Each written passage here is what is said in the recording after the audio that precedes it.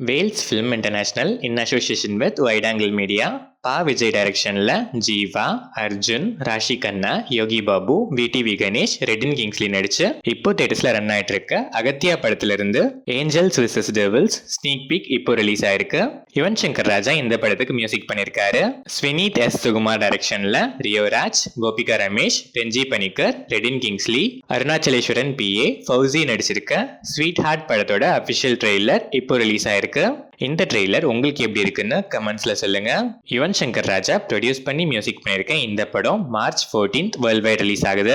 ஆதிக் ரவிச்சந்திரன் டைரக்ஷன்ல அஜித் குமார், த்ரிஷா, பிரசன்னா, சுனில், அர்ஜுன் தாஸ், ராகுல் Dev, Yogi Babu நடிச்சிருக்க good bad ugly படத்தோட much awaited and anticipated teaser ஃபைனலா இப்போ ரிலீஸ் ஆயிருக்கு.